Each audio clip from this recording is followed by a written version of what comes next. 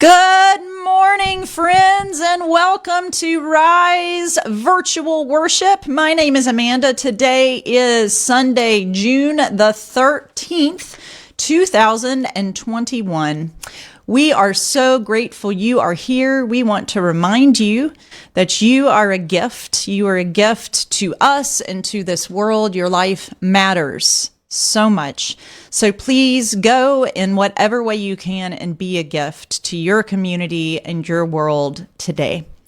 We have a virtual greeter in the chat today, and we hope, by the way, that you will use the chat feature to greet one another, connect, and most importantly, share in our time of theological exploration. So today's chat virtual greeter is Katie King. So Katie, say hello to the people.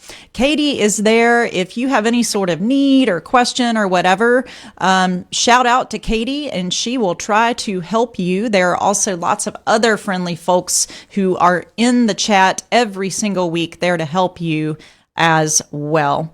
We have a couple of NoMoFoMo announcements, not many, but both are important. The first one is this: tomorrow evening, and tomorrow is June the 14th, at 7 p.m., we will gather outside at Vision of Hope United Methodist Church on Port Road for one of our still outside services. We will gather around a fire and spend some time in silence, in connection. If you've ever been to one of our still services, you know how incredibly restorative they are. If you have not, come on out and join us. I promise you will be glad that you did. Liz Shoup will be leading this. If you have any questions about how to find Vision of Hope, please ask us. We would be glad to help you, but it's pretty obvious. It's the big, what we affectionately call the tent church on Port Road. Also want to let you know that I will be taking a few weeks of leave this summer.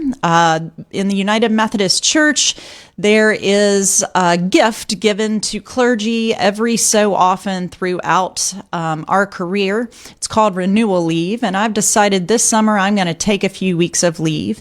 So I want to let you know everything will be in good hands, and our staff and amazing leaders are here to make sure everything runs smoothly for the weeks I'm on leave this summer. So if you need anything at all, a great place to begin is always by emailing riseharrisonburg@gmail.com. If you go to our website, you can find many ways to connect with many people. But I do want to mention that it'll start on June the 21st. And now I want to ask an important question, and that is, what do you need? This is part of our prayer practice. Every Sunday morning, we want to know your practical, physical, mental, emotional, and spiritual needs. A box is going to pop up. The amazing Marty makes this happen every week. And we encourage you to write absolutely anything you may need in that box. Want you to know that what you share is held in confidence. It is not seen by many people at all, and we hold it as a sacred trust. Talk to us, please. We are working on staying connected, and this is one very practical way that we can connect with you and be a part of helping meet your needs.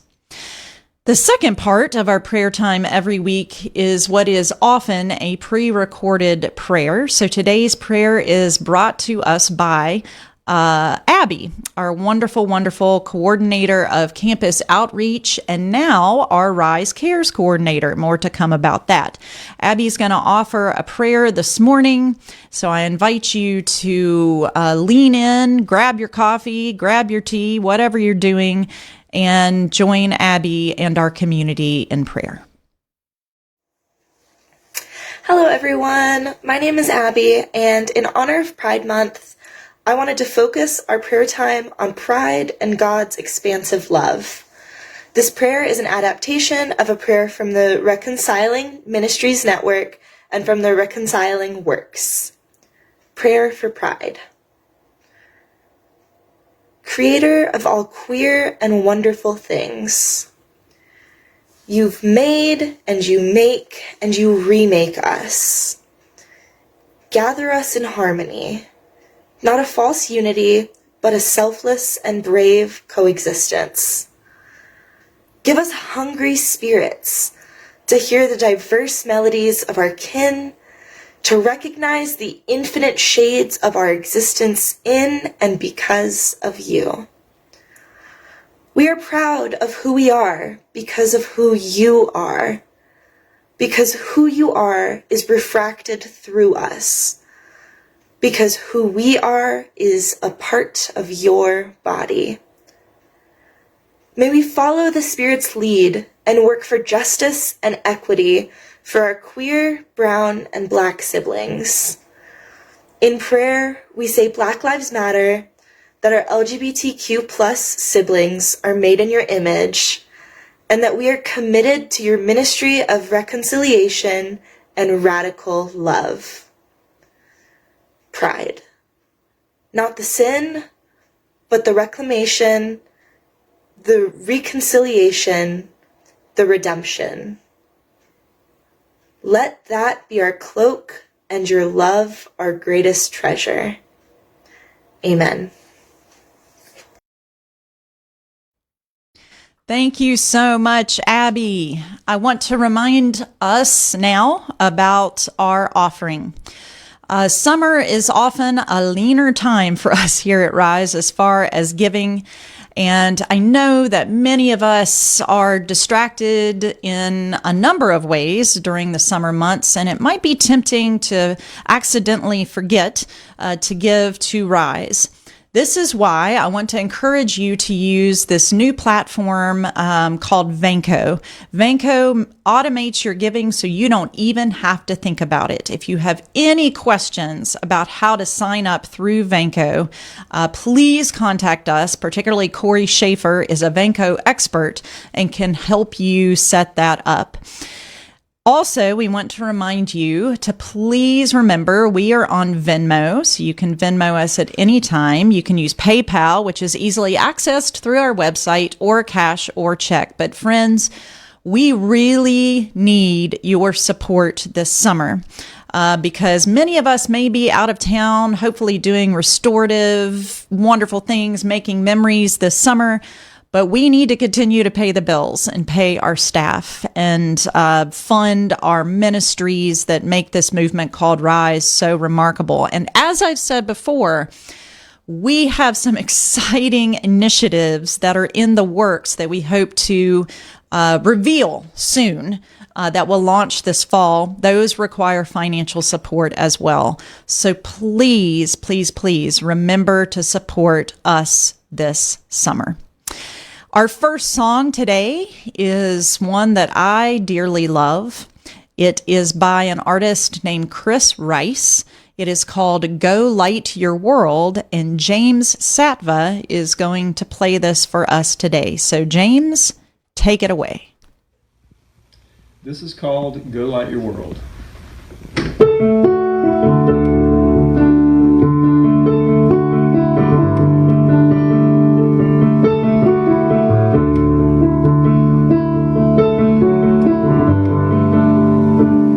There is a candle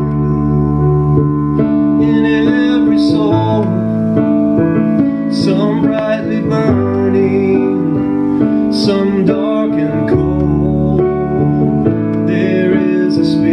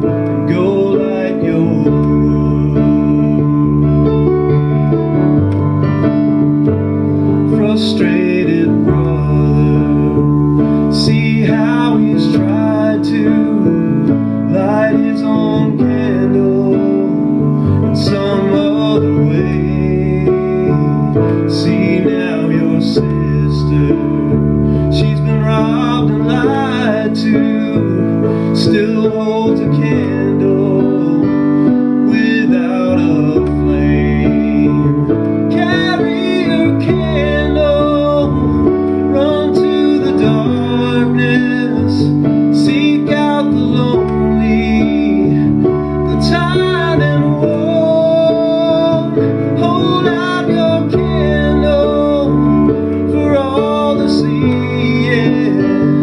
Take your candle, go light your world. Take your candle and go light your world. We are a family whose hearts are blazing. So let's take our candles and light up the sky, praying to our Father. In the name of Jesus, make us a beacon through darkest times. Carry your candle, run to the darkness, seek out the helpless, confused and poor.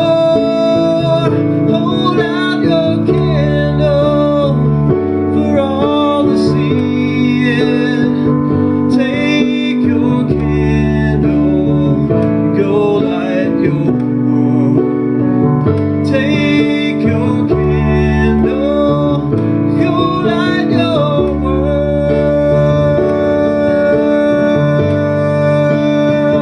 Go light your world.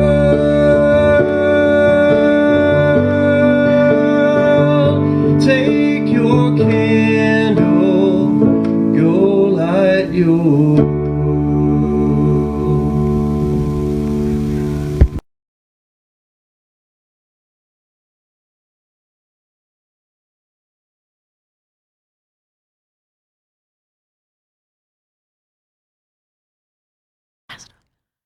Well, hello, everyone. Welcome to the 60 West Living Room. I want to welcome my dear friends, Abby and Adam and Abby. We are AAA today, and we're glad you're here with us in the living room. We've been redecorating a little bit around here, and we're pretty excited about this. So, do want to let you know that Abby will be monitoring the chat. Some weeks I forget to say that, or I remember like 10 minutes later, but I'm on my game today, and Abby will be paying attention to the chat. She will try to pull out at least some of your comments. The real point of the chat is that you talk to yourself. No. Let me see, this is what happens when you're arrogant and say, I'm on my game today, and then you sound dumb. The real point of the chat is that you talk to one another. All right. Anyway, so she will try to highlight some things that are being said. So please join in the conversation. We call this theological exploration because we believe we're all theologians, and your insight and shared experience and perspective matters a great deal. You saw the slide for this series on the Lord's Prayer. We call it that prayer everyone knows, sort of. And I've said the last couple weeks, this prayer or this idea for a series has remained on our running list of ideas for series for years. Yep. And for whatever reason, just never made the cut. And so we decided, you know what, it's time. It's time to explore this prayer. When we understand more fully what the Lord's Prayer might be saying, I think the practice is life-giving, and it enables us to think in more complex ways about prayer in general. For so many people, the Lord's Prayer is sort of like a lullaby or a security blanket, right? It feels safe, it feels comforting, it feels familiar, it feels good, but we can't really articulate why. And so, yeah, let's think about this prayer. We are taking it section by section. So this is week 3, and we will be exploring section 3 of the prayer. So before we go any further, Abby, I want to ask you to read the prayer. It's actually in the Bible. Yes. And we are pulling from different translations, different weeks, because the prayer actually sounds pretty different depending on which translation or paraphrase you use. So this week, We are pulling the prayer from The Message, which is a modern paraphrase by Eugene Peterson. So, Abby, let's hear it. Beautiful. So this is Matthew 6. The world is full of so-called prayer warriors who are prayer ignorant. They're full of formulas and programs and advice, peddling techniques for getting what you want from God. Don't fall for that nonsense. This is your Father you are dealing with, and he knows better than you what you need. With a God like this loving you, you can pray very simply, like this. Our Father in heaven, reveal who you are. Set the world right. Do what's best. As above, so below. Keep us alive with 3 square meals. Keep us forgiven with you and forgiving others. Keep us safe from ourselves and the devil. You're in charge. You can do anything you want. You ablaze in beauty. Yes, yes, yes. All right. I love Eugene Peterson. He's missed. Yep. He passed, what, like 2 years ago? 3 years ago? I was trying to remember, I but think it was what like, a 3 years brilliant ago. theological mind. Yeah. I'm always struck as well by the just sort of direct nature of Jesus. But that's Right. a whole other conversation. All right, so I said we're going to be exploring part 3 this week, which we are. But first, we had a question. We had some leftovers from last week, and we need to address the leftovers, right? Because you know Yeah. what happens if you don't address the leftovers. They mold. They mold. And then you don't throw them out because they're moldy. And so you just leave them in the fridge and you push it to the back. That's right. And cover it with new stuff. And then when you move 5 years later,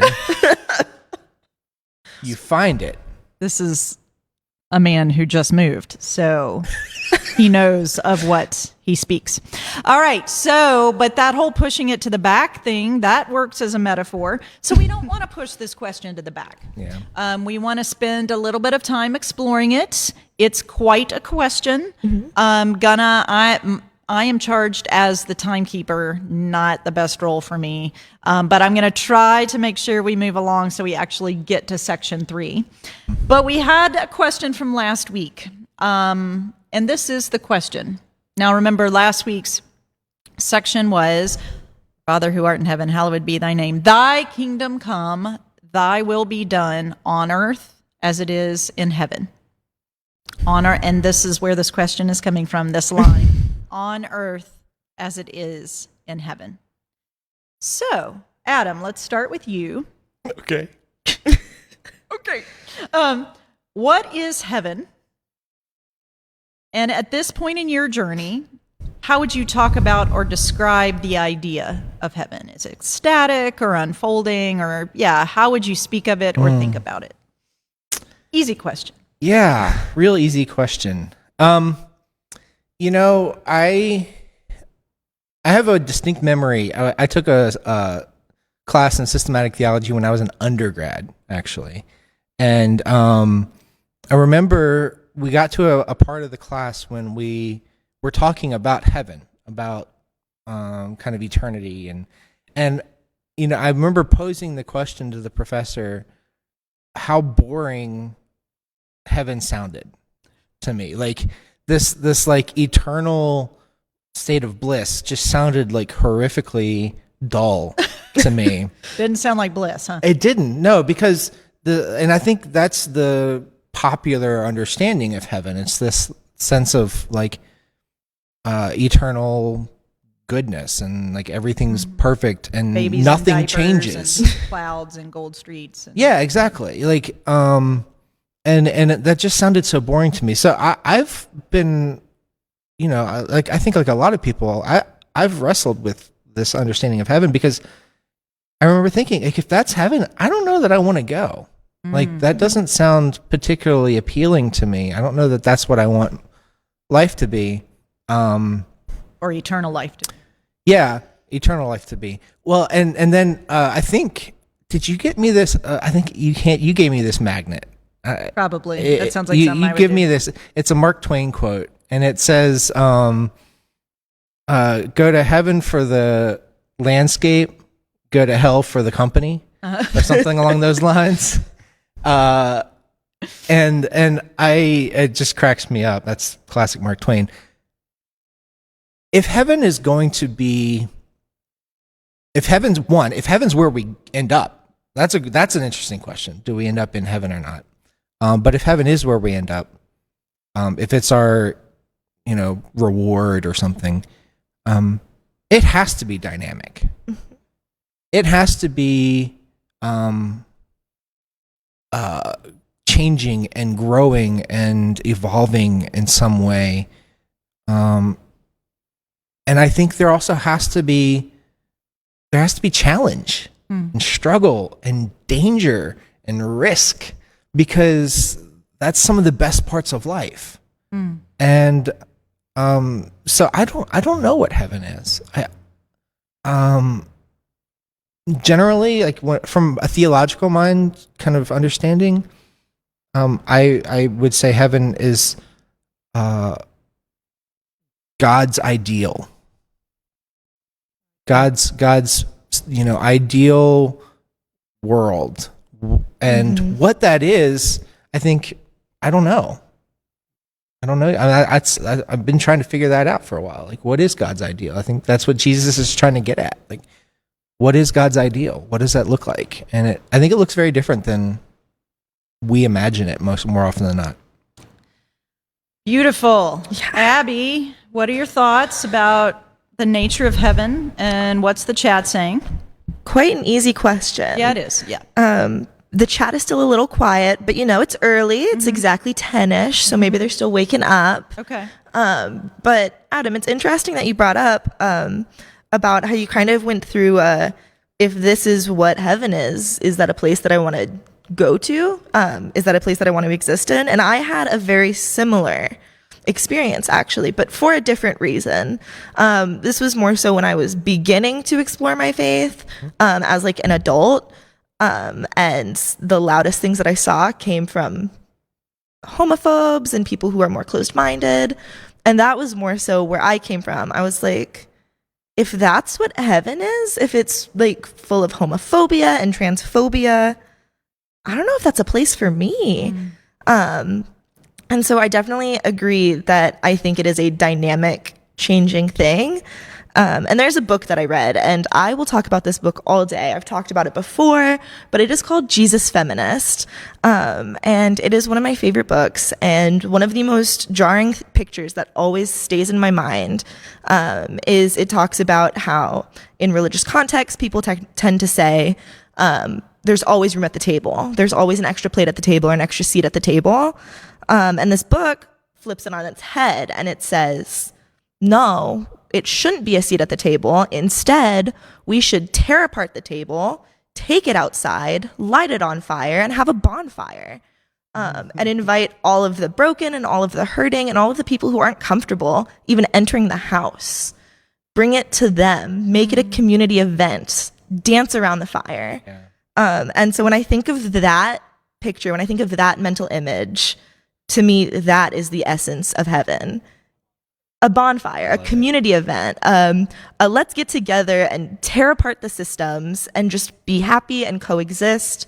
Now, I do still think that you are right, that there should be challenges and dynamics and risk, because right before an adrenaline rush is, at least for me, when I feel the most alive. Right before I do something risky, like one time I went skydiving, and the second before doing that, I was like, what? But that is bucket list, Amanda. But that is the essence of life. That is the essence of living. That is when I am the most excited, the most happy, and honestly, the most at peace. So I think, yes, there's a giant bonfire of tearing apart everything that is systematic and existing together. Yeah. Abby, something you said about who is there, who would be in heaven is I think an awesome question.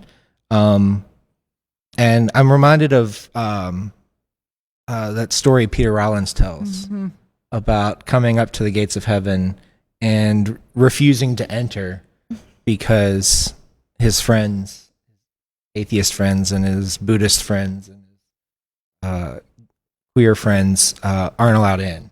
He's like, I'll stay with them, you know, like, And then he passes the test. and right? then he Wasn't- passes yeah. the test. Yeah. Mhm. Like, yeah. Yeah. And like, that was the right answer. That was it. So yeah, maybe heaven's also a vision of where everybody knows your name. Do-do-do-do-do. Wrong decade, Adam. Sorry. I forgot that. It's all right. It's all right. That was my like Gen Xer coming I out. know. I'm not an Xer. know. I'm a millennial. That was weird. So, yeah, it's a fascinating question. I think at this point in my journey, understand heaven as I really like the language of God's ideal. I love your image of, fire, particularly controlled fire, can be. I don't know. The Holy Spirit's pretty out of control. Well, that's true. That's Wildfire. true. It can be such a beautiful, welcoming way of forming community. It's ancient and sort of present. But I often think of heaven as restored creation. When I several years ago shifted my mindset from babies with harps on clouds to this understanding of God's ideal or mended or restored creation, that really helped me wrap my mind around this idea of what heaven is or is supposed to be, and also that our hope is that there will ultimately be an intersection, if you will, of heaven and earth Yeah. will meet, or I believe Scripture says Kiss. Yeah. and that, all is made new. The communion prayer we used to say here every single Sunday at Rise, and we will again in the not so distant future, always includes, it's actually taken from the book of Revelation, chapter 21, but this beautiful image of all things being made new, of creation being mended, and God wiping away every tear from our eyes. But it's in a sense this way of reminding us that creation will be restored. Yeah. How? Well, we're supposed to be a part of that. But, we don't have all the answers. When? We don't know. But that's the vision that we hold on to. Yeah. So, Abby, what are you seeing? All right, so now the chat is absolutely blowing up, which is beautiful. Thank you, Chad. One person said, this is very fun, heaven is where the cats are. Is that Katie? Yes, it was. Of course it is. I mean, did you even have to ask? Hi, Katie. How many cats, though, Katie? All the cats. All the cats. That's my own thing. Another person said that they envision heaven as a colorful world, like in the Robin Williams movie, where What Dreams May Come. Haven't seen the movie, but Robin I have Williams. seen I've it. heard of it. It's an interesting And movie. the thought of a colorful world, love it. And then on the flip side, one thing that I think is also interesting to think on for us, someone sent in the chat, I am not sure if I even believe in heaven or hell after death. I feel that heaven and hell exists here on earth during our lifetime, which I think is really cool. And that's actually an opinion that I've heard before. Yep. That's something that my parents believe, where they think this is very, very pessimistic, but they think that this world that we're in is like hell. And once we die, then we'll go to heaven or we'll be reborn into this. So very interesting that that's not actually just a one-off, my parents believe. Well, and there are interesting ways of thinking about, our mortality, next lives. Speaking of dimensions, Yeah. can be challenging. Finding the language to speak of, quantum physics and dimensions. And it's fascinating to listen to. I struggle to keep up if you do it's too tough much to of a keep deep dive into that world. But there's some really interesting thinking and writing, actually by scientists. Yep. Who are starting to talk about what we would call theological concepts using scientific lens. And once again, saying these aren't diametrically opposed, friends. Our scientific understandings and our theological beliefs actually complement each Yeah. other. They can inform each other. Yeah, really inform each other. And perhaps we're speaking somewhat different languages, but saying similar things. Yeah. Well, and I think because theology and philosophy, what I've found theology and philosophy to be best at is asking questions, like coming up with the questions that need to be asked, and why they matter, like for our lives. Like, why does it matter? You know, one could ask, why does one's perspective of heaven matter? You know, why are we even talking about this? Is this just like kind of a party game conversation? You know, to like talk about heaven and to be clever. Yeah. And I think it does matter because how we view heaven, I think, will often have a major impact on how we live our lives, like how we engage with people, you know, how we care for the earth. You talk about a mended creation, you know, as a vision of heaven, that's going to inform how you then use the resources of the earth. Because if this earth is going to be mended, then adding to the destruction is taking us in the wrong direction, right? And so, you know, I think these questions do matter when we really dig into them. And so, Absolutely. Quick question. So when Jesus says on earth as it is in heaven, or it draws this clear connection with earth and heaven, what are your thoughts on that? What was he saying?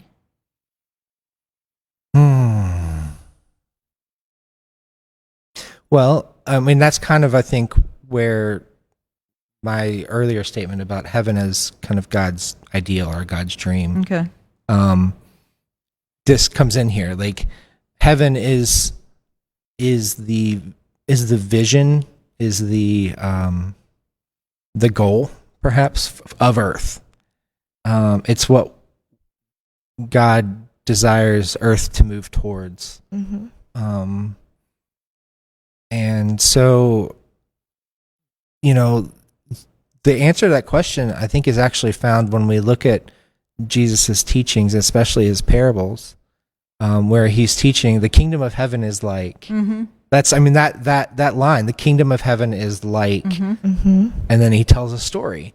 And so, if you really want to get a vision of what Jesus thought of heaven, go read the parables. That's where you'll get your answer about what heaven looks like. Yep. And these parables are not visions of grandeur and glory and No. you know, immaculate buildings. They're stories of farmers and widows and lost sons and you know, seeds. You know, these are the and farmers. Like, these are the things of heaven.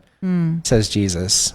They reveal what heaven is to us. And so I think that's what Jesus was getting at with that. Yeah. That's a great point. You want to, I don't know, have a deeper understanding of this concept of heaven. Jesus talks quite a bit about it, particularly in the Gospel of Matthew. Yeah. Sometimes he uses the language of the kingdom of God, and sometimes he uses the language of kingdom of heaven. Yep. But I'm sitting here thinking, this is one of those topics, theological topics, that can make people very reactive Yes. and very defensive. Yes. I actually don't recommend it at parties for that reason, unless you want the party It to depends on which party. Well, that's true. That's true. My old seminary parties, we would have been all over yeah, this. absolutely. But it's interesting, right? If I have been in situations where if you even suggest a different or more nuanced or unusual way of thinking about heaven, or even just an expanded way of thinking about heaven, that can be incredibly threatening Yeah. to a number of people. We don't have time to ponder why, but I just think one of the things I deeply appreciate about the Rise community is the fact that we create space Yeah. to speak the things that many of us are thinking without fear of retribution or shame. It is so important to have space to explore Yes. these ideas. And at the end of the day, it's a mystery, Yeah. right? Yeah. So much of this is a beautiful, beautiful mystery. Yeah. All right, we're going to take a bit of a turn, maybe not a sharp right turn, because I bet we're going to end up realizing that section 3 actually connects with section 2. Funniest thing, it's like the whole prayer. It's like all interconnected. Yeah, and speaks it's like about he someone. thought through this or something. Wild. So section 3, Do you think Jesus wrote this out before teaching it? Like, you know, do you think Jesus like was preparing it, or was he just like kind of shooting from the hip? You know, was it guys, kinda all right, here's how you pray. All right, let me think about this. And then just kind of ad-libbed it. or was it like the Gettysburg Address? Yeah, where that he had worked and taken worked and worked time. on I'd it? like to think he just full send, like went as he like did it as he gone, and it just worked. And he just said, "Okay." I've had moments like that where like I've had moments where I've been praying and it's just like the words were there. It's just like beautiful, right? Yeah. It just spoke the And truth. then I've of, had the exact opposite. oh, I've had the opposite too, where I'm just I don't know. Bless his food. The one amen. time, yeah, or like, yeah, never mind. I'm not going to go into that right now. Anyway, all right. So the next section, give us this day our daily bread, or what does the message say, Abby, for that line? Or for that line, keep us alive with 3 square meals. Isn't that interesting? Fascinating. So decision on his Peterson part. took the classic "Give us this day our daily bread" and translated it in his paraphrase, "Keep us alive with 3 square meals." All right, so let's frame this exploration with the classic W's, right? Who, what, when, where, why, and how. We may not get to all of the W's, but let's just explore this one line. It's just one line. Yeah. How hard can it be? So let us begin. Adam, Yeah. well, all right. What is the bread? Let's start there. With what? Yeah, I think that's a good idea. What is this bread that Jesus speaks of? I mean, we're in Oh, such an man. anti-carb culture right now. Which is ridiculous. I have thoughts about that. But yes, what does he mean by bread? Well, I mean, I think he means flour and water and salt mixed into a dough Uh-huh. and then baked in an oven Yeah, probably. and then eaten. I have a feeling there might be a deeper meaning, though. We'll get there. Okay. I think we need to actually start with the actual Okay, like, literal bread. The little bread. Okay. Jesus didn't choose that for no good reason. Like, I don't think that was an accidental choice. I don't think it was like, you know, he was looking around and like, you know, give us this day our daily. burrito. I mean, it could have been like, give us this day our daily fish or something. Yeah. You know, he chose bread.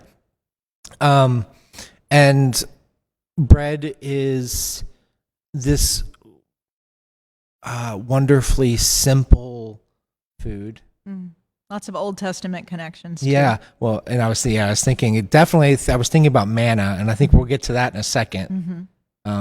About the when, but yeah, there's this sense of bread is, you know, like the kind of a basic human food. So that's the other thing. It's not raw food. You know, it's not just like berries where you like pick and eat. Right? Like you have to actually prepare bread. So there is like there's a human element to this. It's not, it's not the same as how, animals are fed, Right. right? Like, cause we're creative. We take things and we bake and we Well, make and is it. there anything much more beautiful? Maybe there is, but I think that a great homemade loaf of bread Oh, is such an incredible gift. The smell, the sight. It says nurture. do you remember the time that, Katie brought grandma bread for communion? Yes. And A few times actually, yes. Yeah, and you know, like there's something about a great bread for communion that is so like eye-opening. It was a piece of heaven, right? So I think what is the bread? Let's talk. Yeah, I think it's food. I mean, it's nourishment. It's like it's a need. So then that's where we start getting into the more rich theological question. It's the basic needs of human life. Give us what we need. Give us what we need to live. So we need food, we need water, clean water, we need shelter.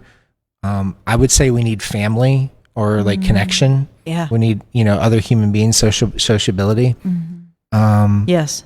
And so this daily bread is, I think, Jesus's way of just encapsulating basic human need Yeah. in this one image of bread.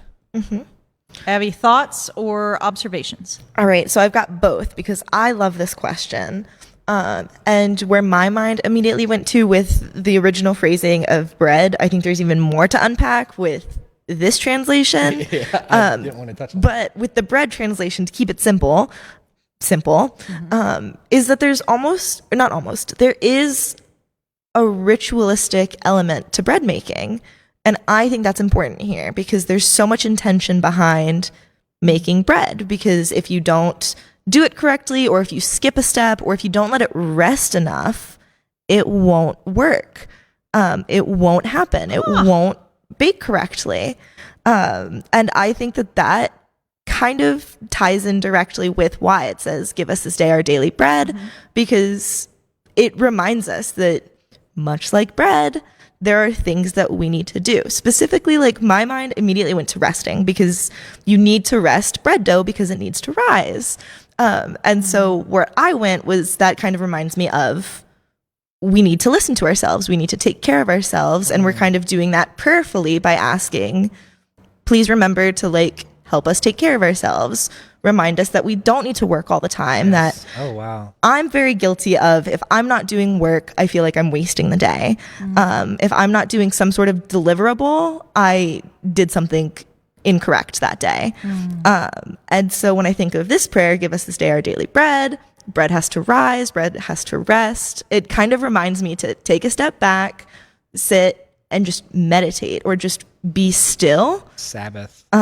Yeah. Sabbath rest. Well, That's isn't it beautiful. interesting that I'm kind of drifting into other W questions here, but Jesus does not say, give us the strength to go out and make our bread. Yeah. Yes. Or give us the strength to go out and pursue and work hard to get what we need. No, it's give us what we Yes. Yeah, need. give There us- is this posture of receiving. Yes. And so there's this, Abby, I hadn't even thought about this glorious realization here, but in this one line, he manages to speak volumes about Sabbath. Yeah. Yes. That's a beautiful observation. Yeah. Wow. And a reminder that we are creature, Yeah. not creator. And no matter how much we may want to be the creator or God, we're just not. And we are dependent. Yes. We are dependent, as hard as that is in our culture, especially, to acknowledge that. Yeah, I think that's. I thought about that too. The posture of kind of receiving, and there's part of me that kind of wants to resist that. So I want to be honest with there's part of me that views that as potentially abusive, forcing people into a posture of receiving and kind of humility to be dependent on another. There's so much abuse within, especially the church, but within society as well, particularly of women to be expected to be in a place of receiving. And so there is part of me that is resistant to that language, but then I also understand the beauty of what Jesus is saying, which is acknowledging your createdness here. We don't have, we can't create the wheat that we turn into bread. We can grow it, but we didn't create it. Well, yeah, one of my questions here too is, why does the bread need to be given, and why this day? So what is the daily? That's an interesting, Right? that's where the manna question, I think, comes in.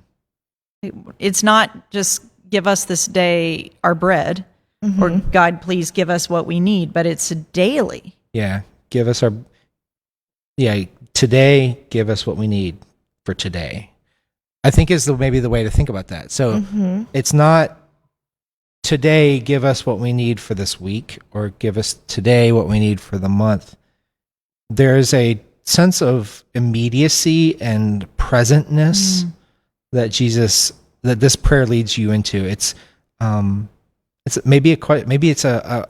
some ways it's, to use a popular understanding now, this is a prayer that invites you into mindfulness, right? Into a state of being aware of what's present here and now, and not allowing yourself to drift to what's in the future, because the future is unknown.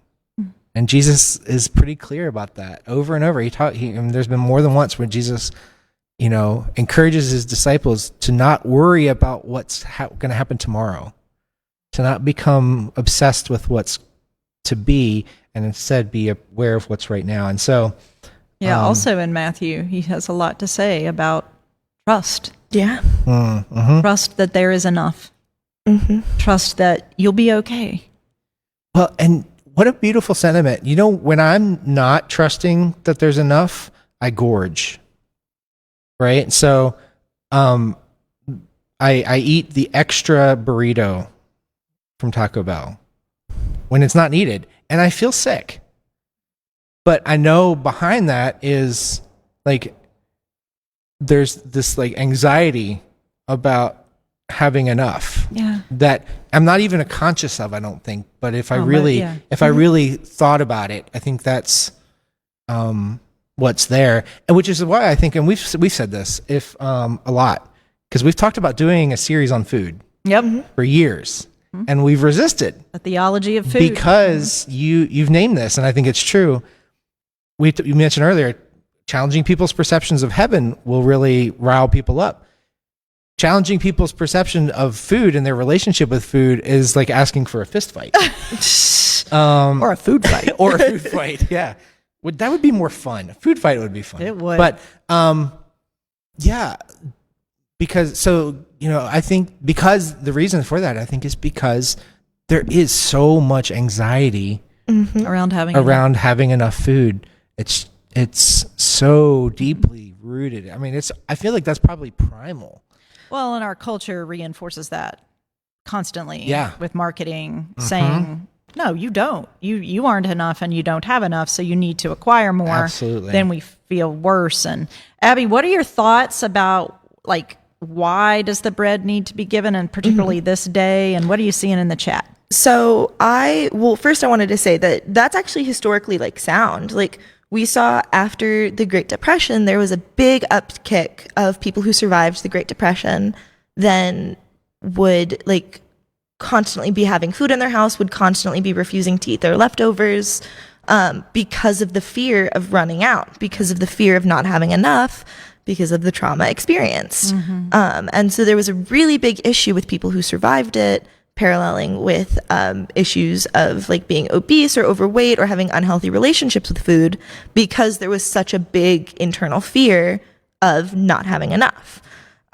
So anyways, that's just a tidbit of information.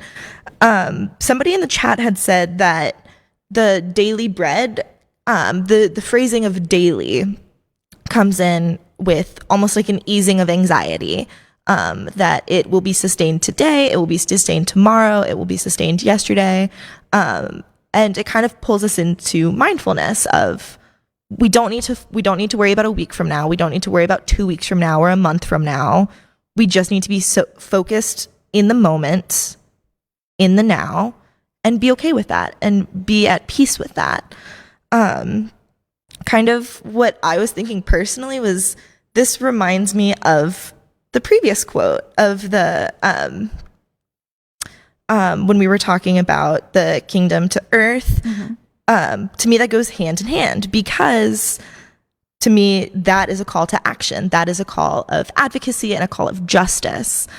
Because to me, heaven, while it's dynamic and while it's ever changing, there is an absence of hate. There's no room for hate or bigotry or any of that. It is just. Or greed. Exactly, which brings us to give us this day our daily bread. It is a daily reminder, to try to continue to be just oriented and be justice oriented and not stand for bigotry or hate because of the ritual that comes with bread making. And what you just said, oh, go ahead. And I was going to say, I also think in there is essential. I mean, food justice is a real question. Like a sense of there's an economic equality in this prayer where it's not, it's not give us this day our daily feast, or give us this day our daily banquet. It's, give us this day our daily bread. And we see in the multiplication stories, the multiplication of the loaves and the fishes, this sense as well. Like there's enough for everybody. And there's enough for everybody when everybody only takes what they need for today. Yes. If the 5,000 had taken what they needed for today and for tomorrow and for the next day, there wouldn't have been enough, I don't think. I think that was part of what happened there, was like there was enough for everyone today. Yep. And there will be enough for everyone tomorrow, but there's not enough for everyone if I take more than I need. Yeah. Yeah. And the manna in the Old Testament, I always love that. When God provided for the wandering Israelites exactly what they needed for that day, right? And the manna would fall or appear. I always wish I could see what that looked like.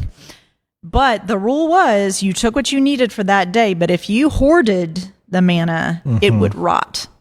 Yeah, And there's something so powerful in that. there is. And there's this consistent theme throughout Scripture that God will offer enough in various ways, right? Yeah. And then humans, our inability to fully believe that.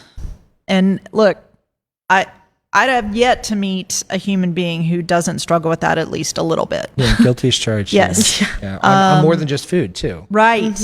Right. And so Abby, great point. This prayer is beautifully, the pieces are interwoven to make a whole vision of perhaps who God is. But yes, this idea of heaven is so interconnected with this idea of what we're talking about here, everyone having enough. Everyone having what they need. Perhaps that is a way, Yeah. speaking Well, of and imagining heaven. I think it's also, I don't know if we talked about this in a previous part of the series, but this is also a place where I think it's worth remembering and noticing that this isn't the grammar nerd in me coming out. The prayer is written in a plural first person. Yep. So it's not I, give me, it's give us. So there's this, throughout the whole prayer, it's a prayer for the whole community. It's not a prayer for an individual. And so I think there's also something beautiful here. It's give us this daily bread, give us the bread we need. And it's the us and we that's really important too. So I'm not asking for food just for myself. I'm praying for the needs of my friends. I'm praying for the needs of my community. I'm praying for the needs of my country and our world. Like in this prayer, like we are praying, give all of us. And that prayer may change us. Absolutely. Should change It us. should change us to because live a life and that's different. which is why this prayer is so, I think that piece alone is what makes this prayer so impactful to me, because Jesus is saying that all our prayers should be communal prayers. He's not saying you should pray this sometimes. He's saying here's how you should pray daily. all the time. All the time. Every prayer should be a communal prayer. All right, I knew this was going to be hard, but I'm going to have to land this park this theology bus. Abby, any closing thoughts? Adam, you've been so super eloquent lots to chew on, including the bread. But There's just one closing thought that I really want to share from the chat, because I think it very much sums up exactly what we're talking about today. And also, I just love this quote. This prayer, everything we've been talking about, very much falls into the quote, "From each according to their ability, to each according to their need," which I love, and I think is a very good way to park it. All right, who knew that one line could be so incredibly rich? Yes. Thank you. Lots to think about. What does it mean to have enough? What does it mean to believe we are enough? What does it mean to understand that we need one another to have enough? And how is this one line a vision of heaven? Whew. All right, so our final song today, I think, fits here, particularly as we're talking about what it means to have enough and to be acutely aware of those who do not have enough, and to understand our call to share our vast resources. So this song is "All the Poor and Powerless." Listen to the beautiful lyrics. I think you'll see the connection, and the amazing Amy Martin will be playing this song. Amy, take it away.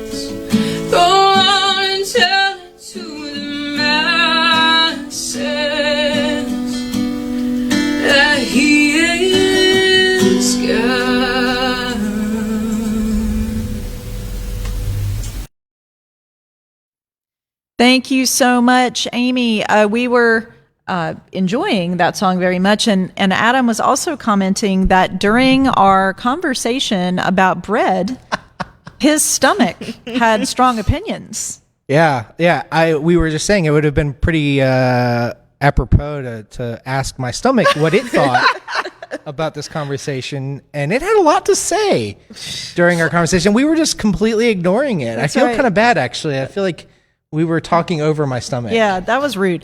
Amy had Amy, you're Abby. Woo! Abby had the same experience. Yeah. A very conversational stomach. My stomach So, just kind of said, "Hey, yep." That's right.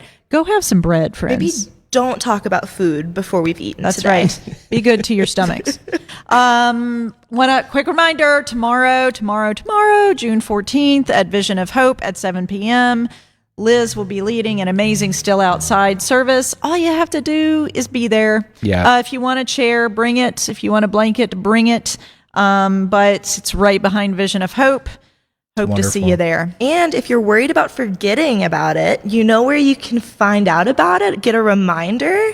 The Mighty Network. The Mighty Network. That's right. Yes. Just wanted to throw a Use that reminder in network. there. Yes. It has been like that has been a lifeline for me recently. Yeah. So. Hey, if you haven't yet hopped on to the Mighty Network, it's time to catch that train. All right, Adam, would you please send us forth with a final blessing? Yes, I will. So this is a blessing by Kellyanne Wolf. May God bless your eyes with sight, so that you may see the divine face in every living being. May God strengthen your soul with courage, so that you may never fear the forces of hatred and division. May God fill your heart with love, so that you may go forth to work for peace and reconciliation. And may the God of neighbor and stranger, who was and is and always shall be, who is mother and father of us all, be with you and bless you and bring you joy all the days of your life. Amen. Amen. Thank you both once again. Next week, we will be exploring part 4 of this prayer, exploration of forgiveness, I do believe. So have a beautiful week. Hope to see you tomorrow. Check in with the Mighty Network. There are always things going on that you need to know about. Enjoy your day as well. Bye, friends.